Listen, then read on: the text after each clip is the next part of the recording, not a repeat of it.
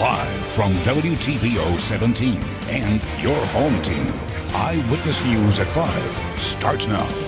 A winter storm sets its sights on the state line. We're bringing you team coverage tonight as snow falls on the Forest City. He knew exactly what he was doing. He's been trained to do it. And now we see the aftermath. Rockford leaders offer support for the community after a Green Beret opens fire at a local bowling alley. A care fund is established to help the victims. And more details are released following yesterday's murder at a Rockford gas station. Investigators tell us more about the victim. Good evening, I'm Mimi Murphy. Erica is off tonight. In true 2020 fashion, the year's ending with a major snowstorm. Here's a live look at current conditions. Eyewitness News is bringing you team coverage throughout the night and into the morning. And this is just the beginning of what could be a very long and very heavy snow event.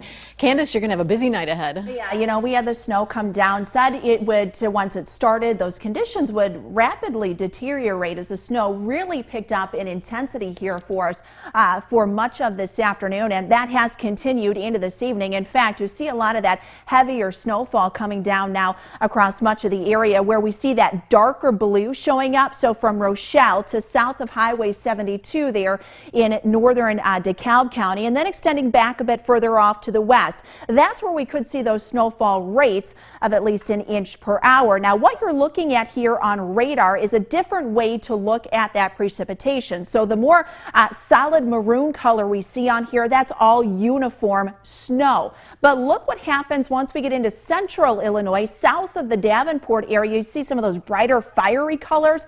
That's where we're indicating a little bit more of that mix starting to develop. And eventually this evening, we are going to see that sleet, and then it's going to mix in with some freezing rain as we head into the overnight tonight. But the visibility, that's our biggest concern, along with those road conditions too, dropping to a half a mile or less in some spots. And for some, it was a matter of at least 30 to 40 minutes that we saw that condition quickly deteriorate. So here we go for the rest of this evening. We are going to see that heavy snowfall for at least the next few hours, and that's going to allow that snow to quickly accumulate. So we're still talking totals that could be 4, 5, 6 plus inches by the time this is said and done. But look what happens as we get near that 8 o'clock hour. Now we're starting to see a little bit more of that mix begin to develop, where we could see more sleet and then even some freezing rain work in from the south as we get closer to midnight tonight. Still hanging on, though, to some of that snow near the Wisconsin-Illinois border. Good news, by tomorrow morning,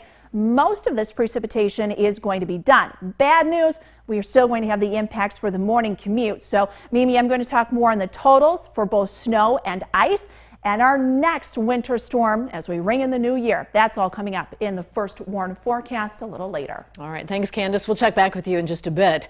While snowplow crews prepare for a busy 24 hours, State Line residents get ready to hunker down. They share tips with Ari Bruckman on staying safe and avoiding a meltdown. They say it's going to be a snowstorm. I thought, well, maybe I should go get some more salt. Winter is in full effect. Like many across the state line, Tamiko Jones stopped into Sunoco Ace Hardware in the Edgebrook Center to prepare for this season's biggest storm yet. Hopefully they'll put enough salt down, but I got to be safe, and I'm going to stay home as soon as I get the salt. If you don't need to be out on the roads, don't. But if you have to, go slow. The best thing they can do is allow themselves plenty of time to get to their destination. Drive slow for conditions. Leave yourself space between vehicles when coming up to intersections. Steve Eisman owns S&J Seal Coating and Snowplowing. He and his crew had an overwhelming amount of calls for services before the snow even started. Extreme amount of calls. A lot of commercial accounts called in too, because I guess the contractors that they had either backed out or wasn't able to do it. It's just everybody's so booked right now. But with the type of equipment and amount of trucks I have, I'm available to do that. Rockford local Bob Hillenbrand tells me he's seen firsthand just how busy it is. Oh, yeah. Yeah. And earlier this morning and then late last night, the maintenance crew was out. Perello says the trucks will be out throughout the storm. It's very possible this storm could turn to ice by morning. It looks like that it's going to warm up as the storm goes through, could turn to ice. So be very careful going outside. Check your areas. Don't just assume it's dry or there's just snow. There very well could be a layer of ice underneath. So just take your time and be cautious. In Rockford, for your home team, I'm Ari Bruckman. A flurry started falling this afternoon, and now the snow is really coming down. Let's take another look at the current conditions with Dylan Saraki. He's live in Rockford tonight. Dylan, the city's parking ordinance goes into effect.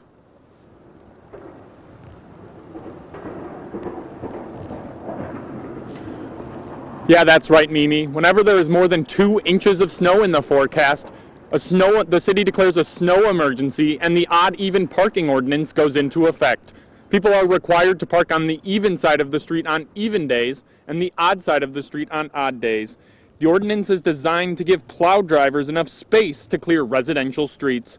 City of Rockford Street Superintendent Mitch Leatherby says residents who don't follow the ordinance could be ticketed and fined.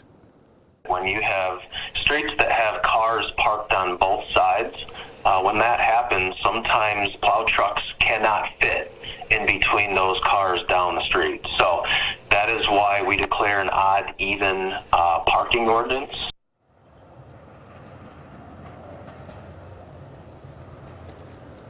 Tonight, you should be parked on the odd side of the street, but make sure to make the switch over to the even side of the street before 8 a.m. tomorrow morning to avoid getting a ticket. Reporting live in Rockford for your home team, I'm Dylan Saraki. All right, Dylan, thanks for that live report. In other news tonight, the Forest City continues to deal with the loss of 3 community members who were killed in a mass shooting over the weekend. A candlelight vigil meant to honor the victims had been planned for this evening at Don Carter Lanes, but that's been postponed due to the snow. Dennis Steinhoff, Jerome Woodfork, and Thomas Furseth all died Saturday night. 2 teenagers and another man continue to recover.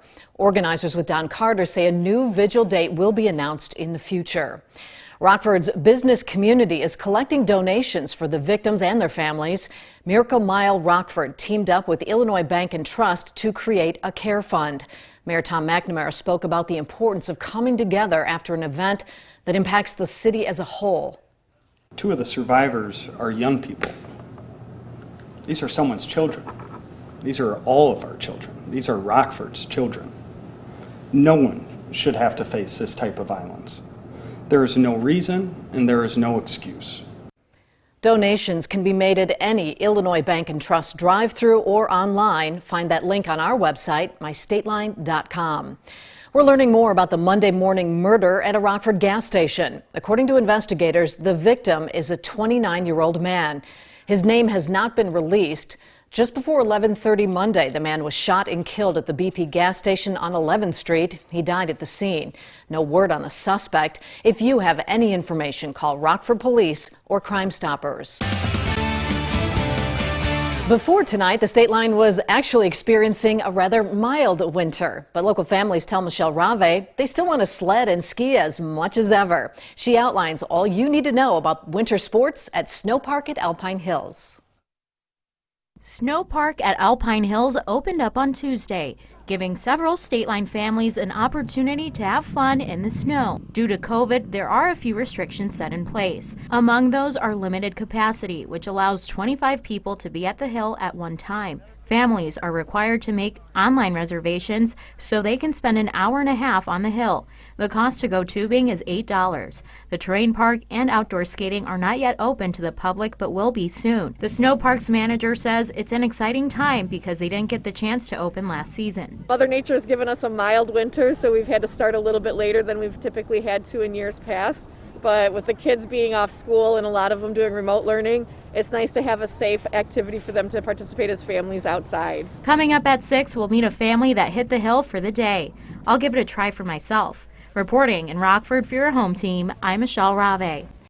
Now, your first warned weather forecast with Chief Meteorologist Candice King. It is snowing, and it is snowing hard for a lot of us here in northern Illinois and southern Wisconsin. The snow was quick to move in this afternoon, and once it did, that visibility dropped rather quickly, and the snow beginning to accumulate on the roads as well as on the grass, and that visibility falling to under half a mile in many locations. Now, the snowfall coming down, where we have some of that darker blue showing up here on radar, that's where we could see snowfall rates of 1 inch per hour. And that type of snowfall rate could last for the next few hours this evening before we begin to see that transition over to a little sleet and even some freezing rain. And what is very impressive with this system, we're starting to pick up on some lightning strikes here south of Cedar Rapids in Iowa, an indication that we could have some thunder snow with this system, which is only going to enhance some of those snowfall rates. So totals up over 6 inches for a portion of the area. Definitely not out of the realm of possibility, but our concern here for this evening is that visibility and just how quickly those conditions have deteriorated. Visibility under half a mile in many spots for us this evening, and that is going to be the norm here as we go through the remainder of the evening before we begin to see that transition. And those road conditions too, where we got that bright pink showing up. IDOT reporting completely snow and ice covered here in northern Illinois. Our first warned storm spotter, Patrick Murray, out in Winnebago County here this evening. He's going to give us a live report. And Patrick, I can see on the camera, it's hard to see you with the snow coming down. Tell us a little bit about what you got, the snow, the roads, and just the intensity of that. Yeah, Candice, it's coming down pretty good out here in Winnebago right now. We're probably seeing snowfall rates fluctuating between 1/2 inch to maybe 1.5, maybe 2 inches. And at times the wind does get quite gusty, so visibility has been reduced to under 1/8 of a mile at times. And we're also seeing some slippery road conditions. I was out and about a little bit before the show, and it was pretty slick out there. Crews are out now trying to get the road conditions a little bit better. But if possible, I would say stay off the roads, make it easier for crews to get the roads cleared so that we will have a little bit of an easier commute tomorrow. As you can see right now, the snow's coming down pretty good, and we'll have quite a few more hours of this. The National Weather Service saying that we could see easily 6+ inches of snow tonight. In addition to that, gusty winds upwards of 30 miles per hour are possible. Winter storm warning is in effect till 9 a.m. Yeah, thank you so much. Now, real fast, Patrick, wanted to just touch upon the weight of the snow. Are you noticing it's more heavy and wet, or drier snow with our temperatures where they are right now? Right now, it's a little bit on the wetter side. It's very packed tightly together here, but like you said, where our temperatures are right now, we could see that change as the night progresses. All right, Patrick, thank you so much for your report out there in Winnebago.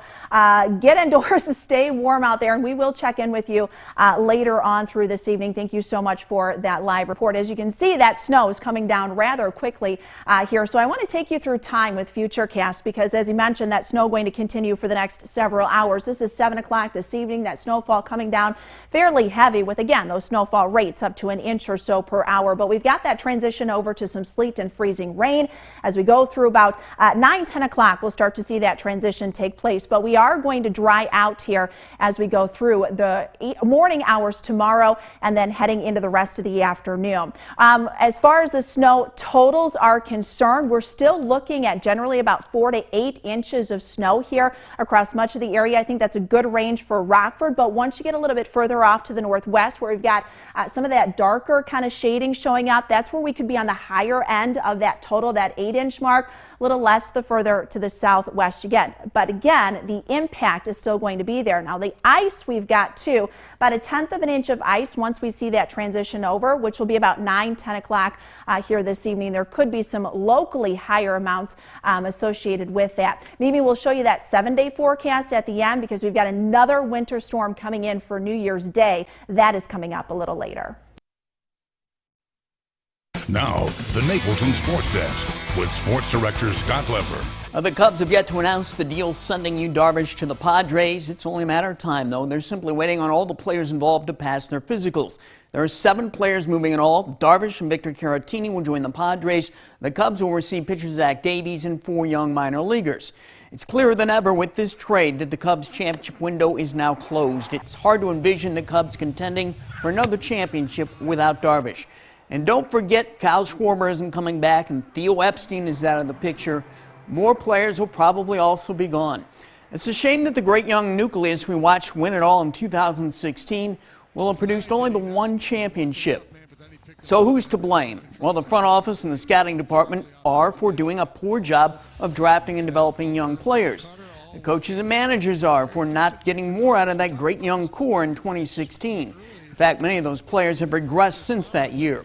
And most of all, the blame falls with the Ricketts family. Despite infusing the organization with all sorts of new revenue streams over the past 6 years, the Ricketts continue to treat the Cubs like they're a small market team. And the billionaire Ricketts act like they're on the brink of bankruptcy. Cubs fans have every right to be angry with them. That's a quick look at sports. We'll be right back. Our First Warn Interactive Radar brought to us by Rockford Auto Glass and more. The snow continues to come down and heavy too. Snowfall rates up to an inch per hour, as we could see about 5 to 8 inches of snow area-wide. That will transition to some sleet and freezing rain later tonight. Slick conditions here through this evening. Take it slow out there. Thanks for watching. We'll see you at 6.